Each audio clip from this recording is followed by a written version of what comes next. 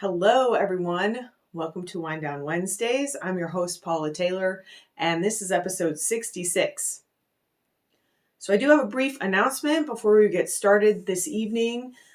As I mentioned last week, I'm starting introductory classes for dimensional frequency expansion, or what I call DFE.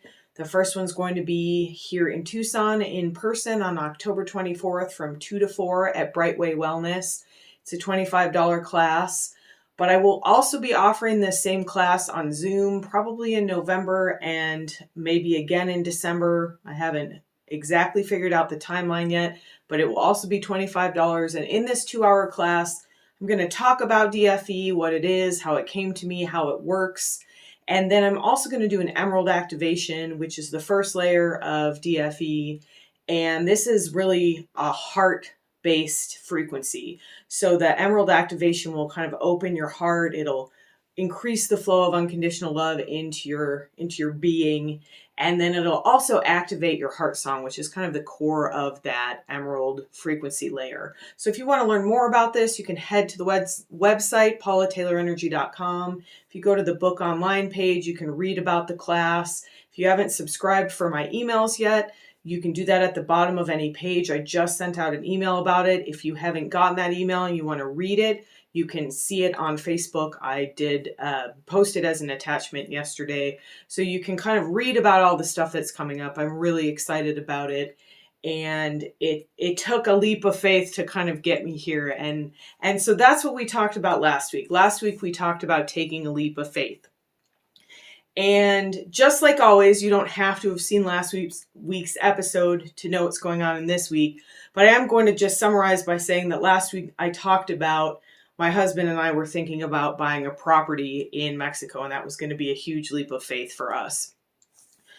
So we did put in an offer on this property in Mexico, this little tiny house, this casita, as I was thinking of it. And it was rejected because the buyer had just accepted another offer, and the house had been on the market for 14 months, and the odds of someone else putting in an offer like right when we did seemed really low. I'm going to go into that a little bit because it's where I came up with tonight's episode. So tonight we're going to talk about keeping the faith. But in order to get into that, I want to talk a little bit about what happened to me. So I made this huge leap of faith. My husband and I did. We made an offer on a property in Mexico, and then it was promptly rejected within about 24 hours. And it felt like someone had slammed a door in my face. It felt like we had been really flowing and everything was sort of happening just very naturally and in flow. And then somebody slammed a door in our face. And so I want to talk a little bit, just to summarize, in case you didn't watch last week's episode. I talked about the anatomy of taking a leap of faith. And I talked about how the first part of that is stepping outside of your comfort zone. And the second part of it is loosening your grip. And then the third part of it is releasing your attachment to the outcome. And so I was pretty upset. I was pretty disappointed by this. And then I kind of started beating myself up about that. I was like, oh, you told everybody to release the attachment to the outcome and you didn't do that yourself. And so it got me thinking, and it got me kind of exploring keeping the faith. So that's what we're going to talk about tonight. And the first thing I want to say is that everyone has an ego. We talk about that pretty frequently. We can have moments where we step outside of our ego. We can do this spiritual work to move beyond the ego as much as we can, but we still have an ego, and our ego still wants what it wants. So my ego wanted to get that house in Mexico. I wanted that flow to mean that we were flowing effortlessly into getting this little casita. And that's not what happened. So the first thing that I did was I kind of started beating myself up for being upset. And then I realized, you know what? We talked about the anatomy of a leap of faith. So tonight we're going to talk about the anatomy of keeping the faith. So you've made a leap of faith. It didn't work out the way your ego wanted it to. What comes next? Because for a long time, my pattern would have been to get really down, get really down on myself, get really down on the whole thing, kind of just bring a lot of negativity in and sort of say like, well, what did I expect? You know, how did I really expect that this was going to be this easy, or this, that I was really going to stay and flow?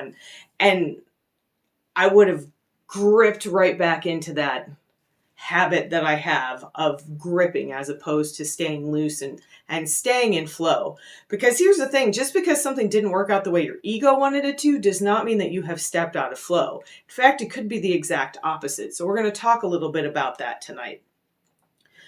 So the first step, the first part of the anatomy of keeping the faith is to acknowledge your feelings. And I think that as spiritual people, as people doing spiritual work, as people who are working to respond rather than react, sometimes we have a tendency to shut our feelings down and try to think, oh, you know, I'm more than my feelings. I don't have these feelings. And that's a little bit where I went with this at first.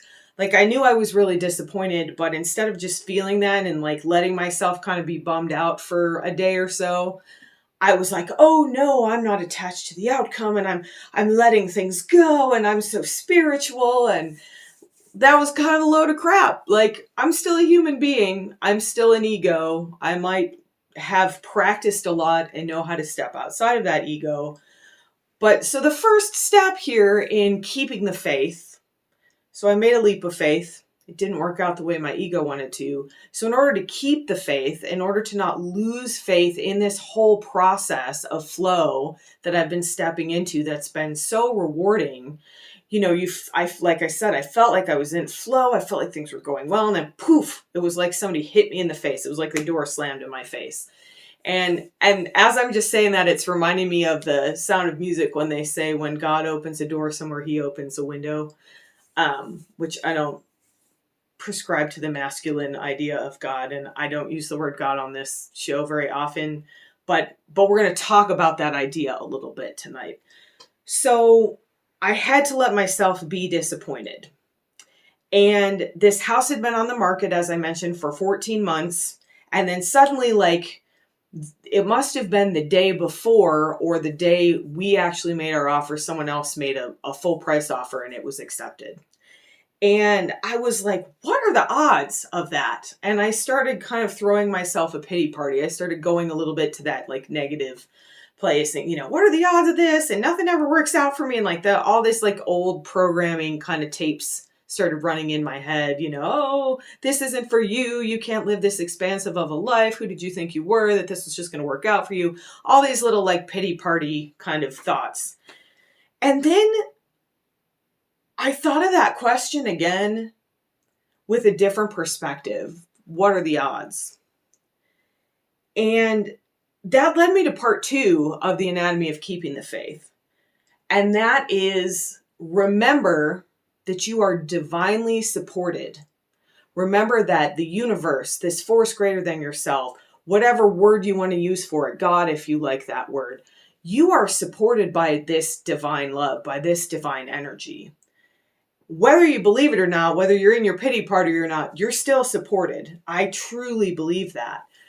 So then I asked myself that question again after I sort of got through my little pity party and I felt my feelings and I did all that little processing there. I was like, man, what are the odds? Like, what are the odds that this house that's been on the market for so long that we were going to make an offer on got a different offer that got accepted right before ours? And I thought, what if that is the universe supporting me?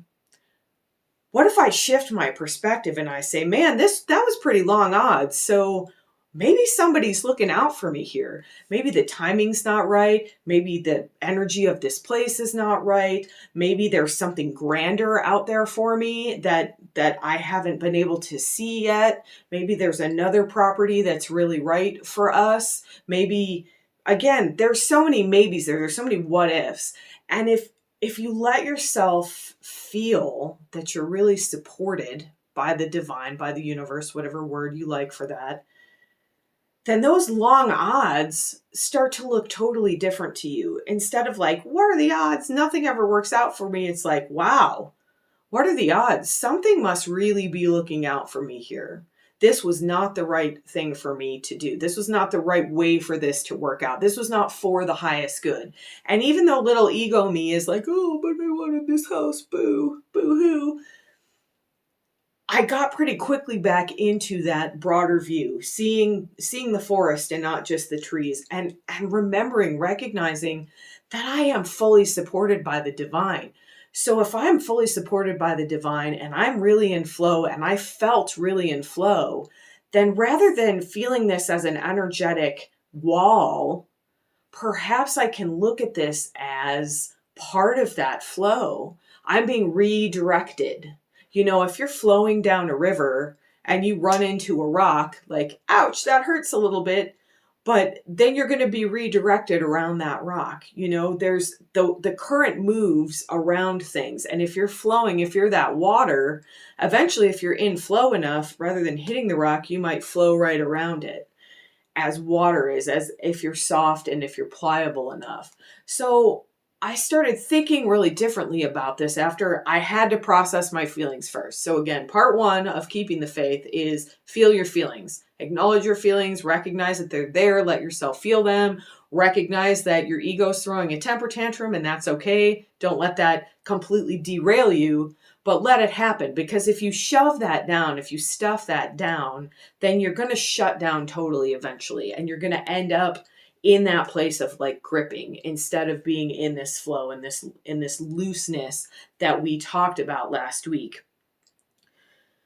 So returning to this leap of faith process is kind of the last part of this. So in order to keep the faith, we've got to feel our feelings like, oh, this did not work out the way I wanted it to. But there's a reason for that. And I maybe don't see the reason. I haven't seen the reason yet. And when you think about it, if I've been doing this work again for a really long time, for over 25 years, and there are so many times in my life where something happened and it seemed like the worst thing at the time. When I got out of my first major relationship when I was 19 years old, I could not get over it. It was not a particularly good relationship. The person didn't treat me particularly well, and I just couldn't get over it. And I recognized that something was off about that. And it led me to my mentor, Sherry, who was my therapist.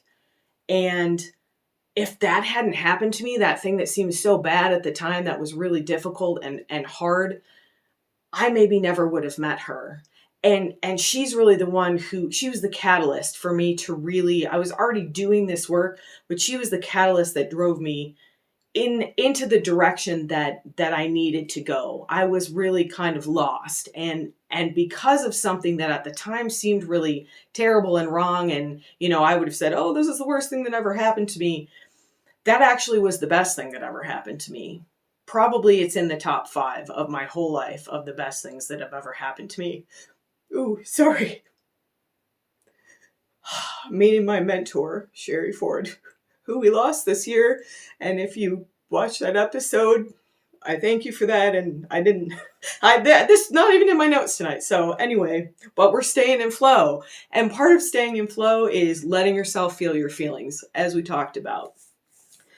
So when you look back over things that have happened in your life, you need to get some distance. We talked about that last week, kind of stepping back and then looking.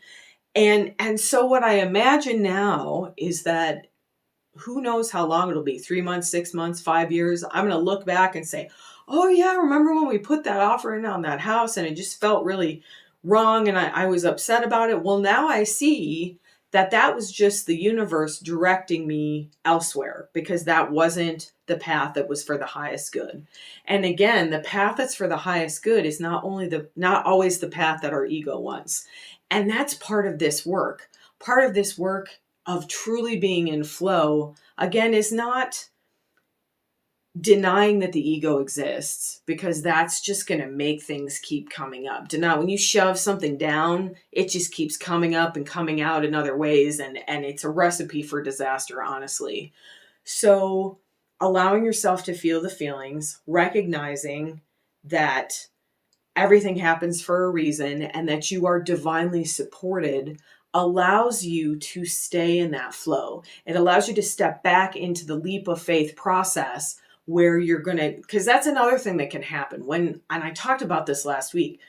If you take a leap of faith and it doesn't work out the way your ego wanted it to, then you might say, ooh, I'm not going to do that again. And you might shut down, and you might not do things outside of your comfort zone, and you might start gripping again, and you might get even more attached to outcomes.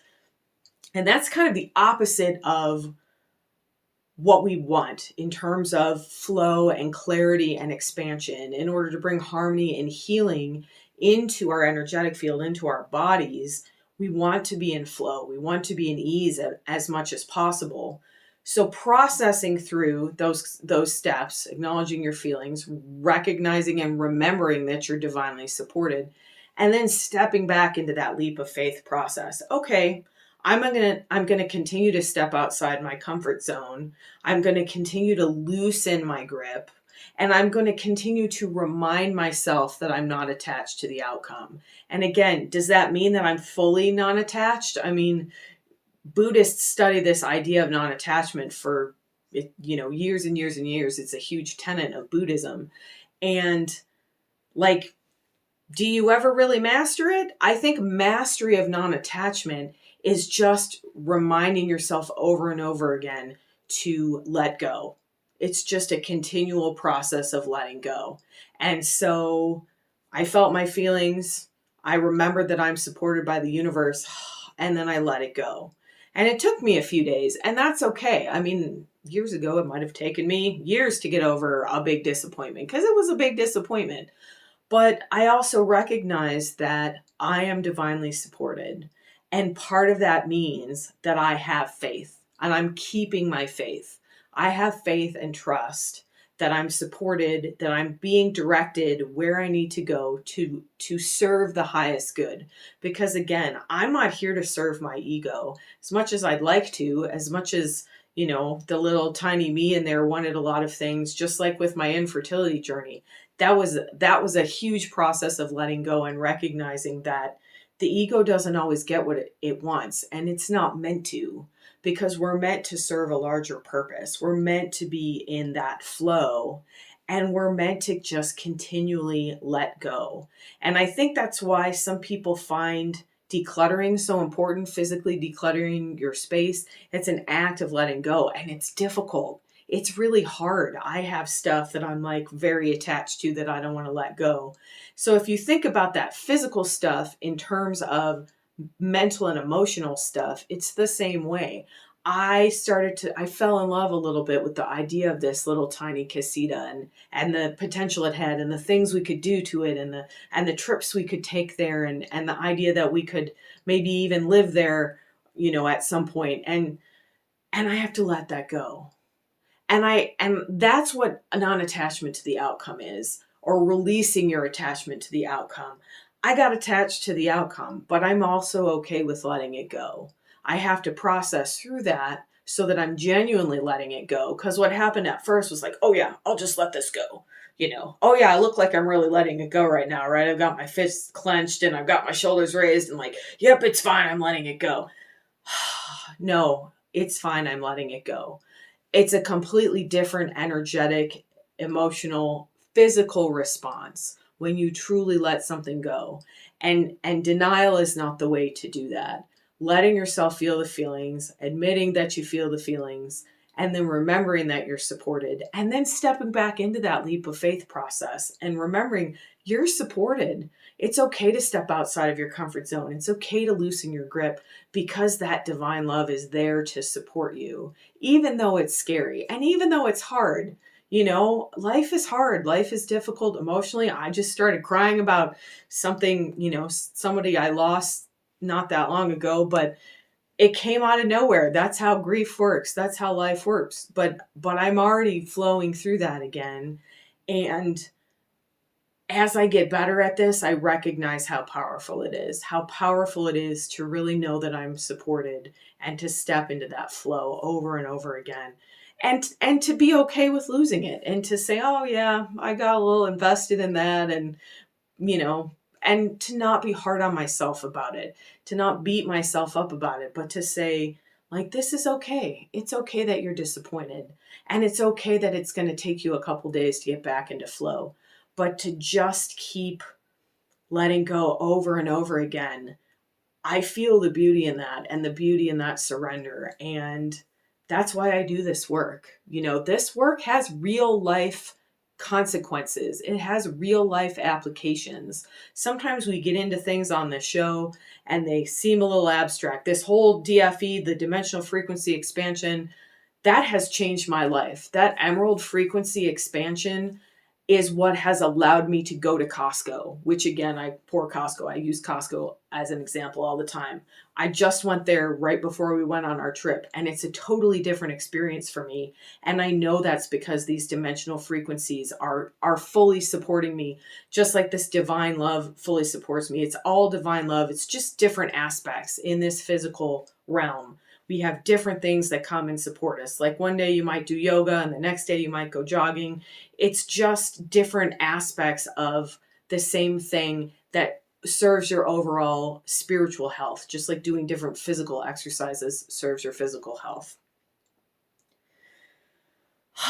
So that was like nothing like what I wrote. I almost didn't make notes for tonight, and I'm toying with the idea of just pulling a card and doing these completely spontaneously. And maybe I'll do that as a challenge. Maybe we'll do like we did our 21 days of sweetness. Maybe we'll do like 4 weeks of spontaneous wind down Wednesdays, because again, the flow, the more I get into flow, the more I recognize the importance of flow. The more expanded I get, the more I recognize the importance of expansion.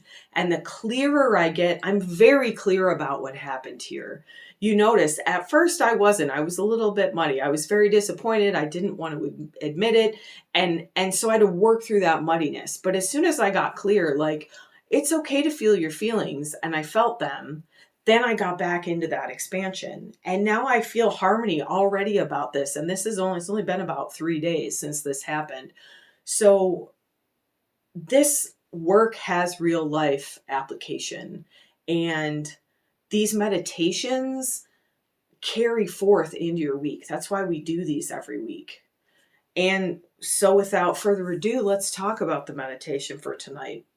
So what we're going to do tonight is tap into that divine support and ask for some help. And last week we talked a little bit, or we meditated a little bit about a leap of faith. So if you did your leap of faith, that was your homework from last week, then thank you for doing that. I haven't heard from anyone, so I'm just assuming it went perfectly for all of you. But I'm always here if you have questions, or you need to reach out, or you want some one-on-one help. What we're going to do tonight, I'm not going to talk about the leap of faith, I don't think, in the meditation. But if you want to set that as your intention as we step into this divine support, and remember that we're fully supported, as we ask for help and guidance, you might allow that to be specifically about your leap of faith that you were meditating about last week. So let's meditate together. So tonight, again, like last week, you might decide to meditate in a slightly different position. You don't have to, but to continue stepping outside of your comfort zone, I'm actually sitting in front of a different table tonight, and which is great. It's a wider table, so I didn't have to move things around. And so I stepped outside of my comfort zone, and it feels really good to me. I feel like I actually increased my flow and my expansion. So if you'd like, maybe sit in a slightly different place, maybe sit in a different position, maybe lie down, maybe sit in a different room, maybe just face a different direction as we discussed last week. Maybe just tweak your routine ever so slightly, just so you feel like you're challenging your routine a little bit. You're stepping outside of your routine. And then let yourself get settled. Let your body feel really heavy tonight. Perhaps where you are, the weather has changed as it has here. You're feeling that call to autumn coziness. Maybe you get a blanket and wrap yourself up in it. Just let yourself feel really heavy, really relaxed. Take some nice deep oxytocin breaths in through the nose. Really let your belly float forward as you breathe in. And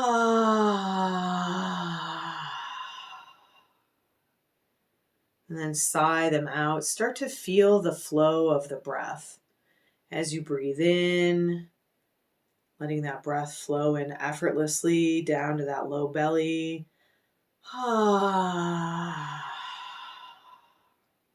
Then sighing it out.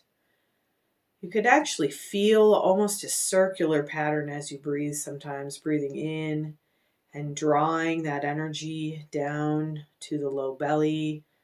And then breathing out, releasing it fully down into the earth.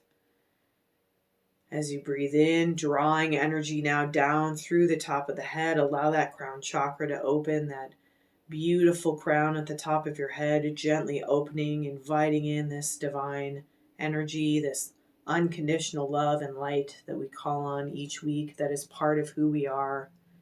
As you breathe in, draw that energy down into the head and the neck. And then as you sigh that breath out, send it all the way down through the rest of your body and into the earth. And as you breathe in again, now draw that energy down through the head and the neck, into the shoulders and the upper arms.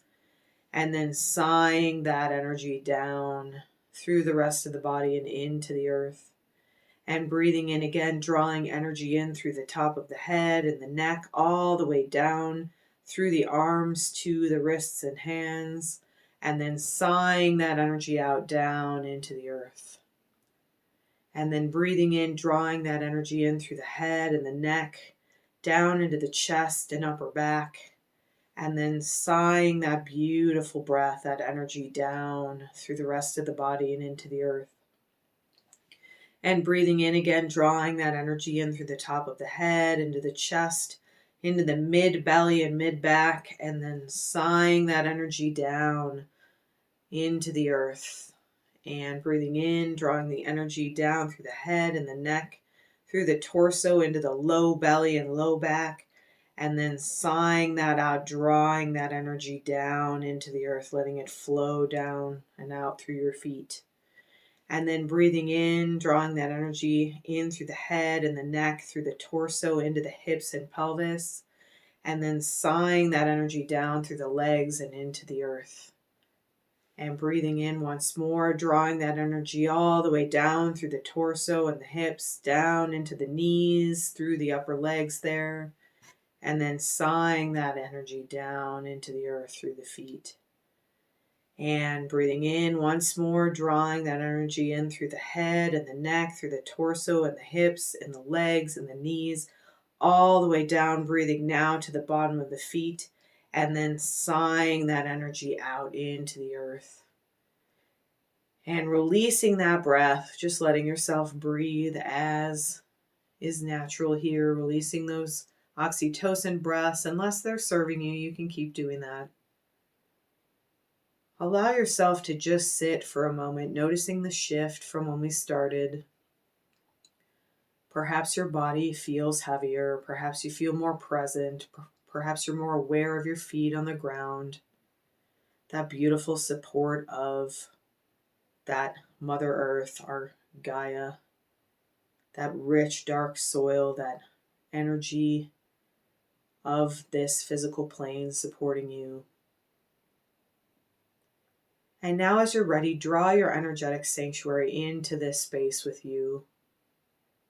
Bring your planet to you. If you're not familiar with this practice, just imagine that you're now sitting in the most beautiful, the safest space you can imagine.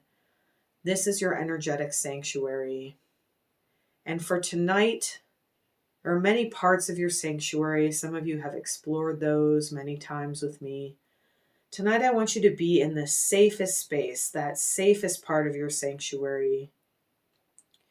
Perhaps it's where you've gone before to ask for guidance. Perhaps it's the first place you usually start when you visit your planet, when your planet comes to you. Let yourself be drawn to the safest of spaces tonight for the rest of this meditation.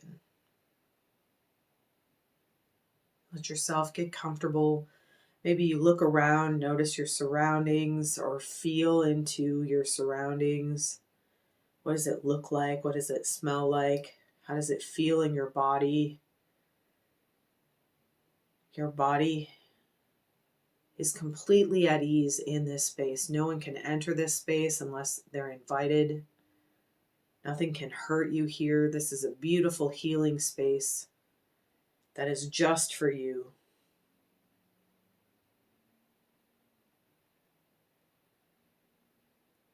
And allow that light that you called in at the beginning of the meditation through your breathing, allow that to really come into this space. Feel the presence of that divine support in this space. Feel how supported and loved you are here. Feel how special you are in this special space that is just for you.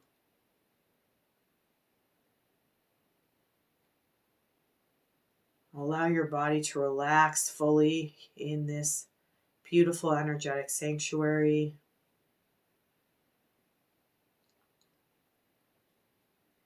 And as you're ready, I'd like you to ask for some help here. Ask for some guidance and see who or what shows up. Perhaps you're calling on a spirit guide or a loved one. Perhaps you see an animal or feel the presence of someone you love. Perhaps it's an entirely new presence. And remember that nothing can hurt you here. Anything that comes has been invited and works for your highest good.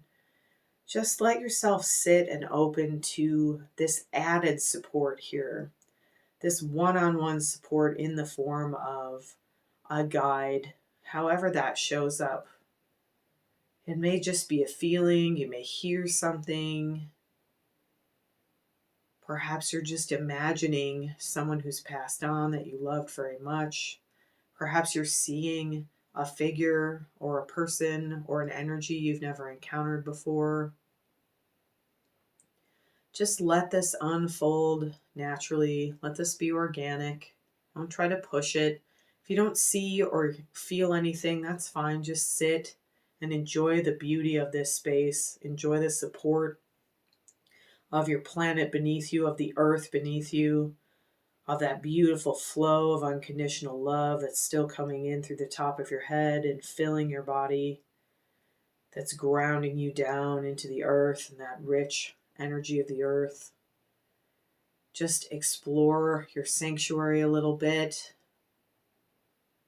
But if you're being visited by a guide in whatever form that comes, first just allow yourself to be present with this guide.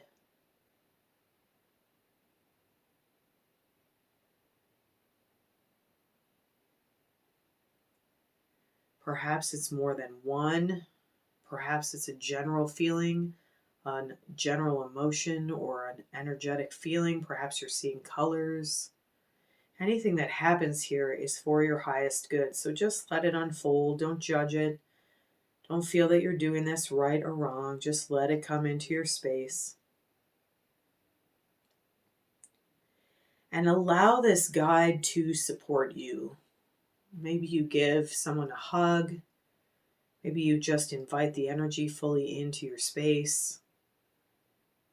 If it's a color, maybe you wrap yourself up in this color.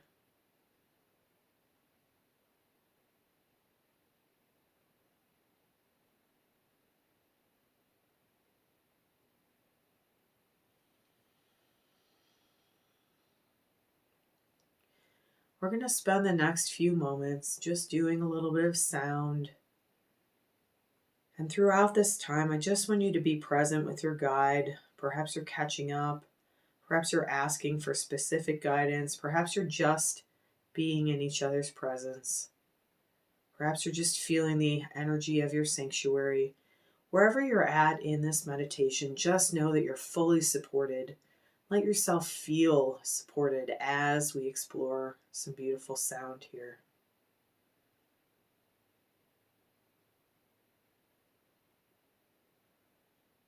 Ooh. Ooh.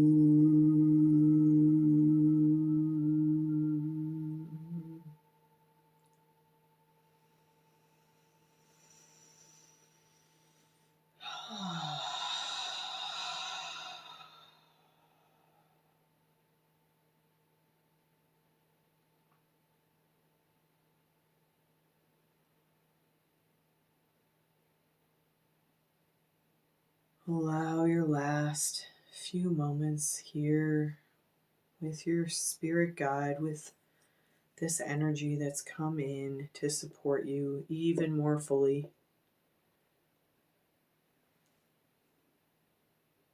Let this energy allow you to step outside of your comfort zone, to loosen your grip and to let go of that attachment to the outcome. Recognizing that this is a process that serves your growth, that serves your expansion and your clarity, that brings more harmony and healing into your physical body, your mental and emotional bodies, into your being as a whole, as you align with your spirit, with that larger purpose. This support will show up for you more and more. You will recognize it more and more. It's always been there, but you will feel it deeply in your body, in that physical body, all the way down to your toes.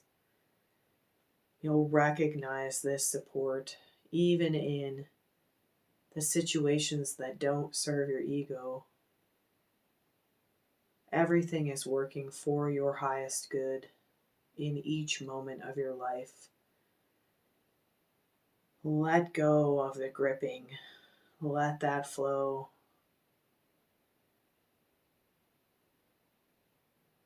Guide you. Let it float you down the current of life toward your highest purpose, toward your highest good, toward the grandest version of yourself that you haven't even yet imagined.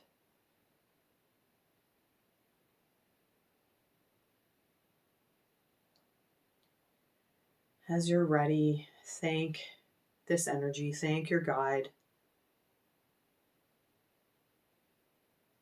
Just sit in gratitude for a moment for this practice, for your willingness to expand into this practice, for this support you received this evening, recognizing that you're always supported by these beautiful energies, both on the physical plane and in the spiritual realms.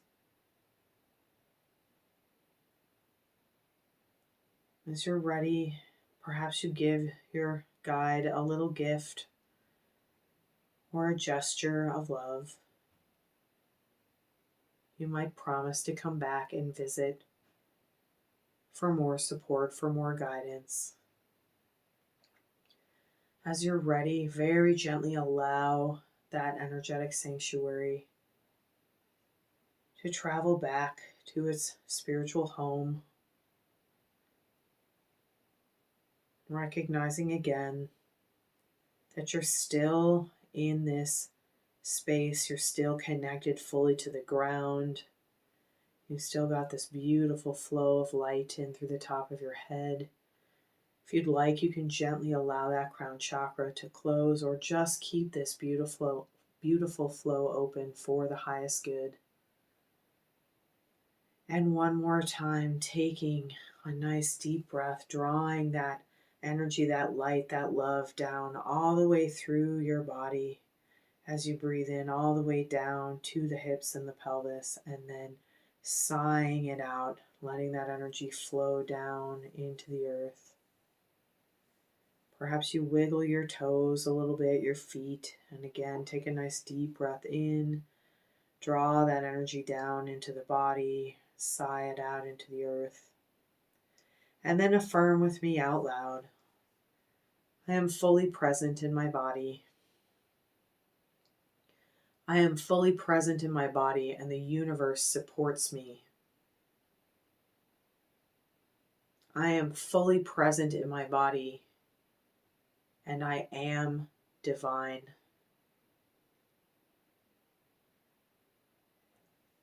As you're ready, wiggle your fingers and your toes again if you'd like. Move your head and neck around a little bit, just very slowly coming back into your conscious mind here, allowing this flow, allowing this feeling to stay with you for the rest of this evening. And as you're ready, you can open your eyes. Thank you so much for joining me this evening. Let yourself stay in this beautiful flow. Step out of your comfort zone. Loosen your grip. Let go of that attachment to the outcome. And recognize that you are always supported. You are always loved. You are always light. Have a beautiful rest of your evening. Have a fully supported rest of your week. And I will see you next week for Wind Down Wednesday.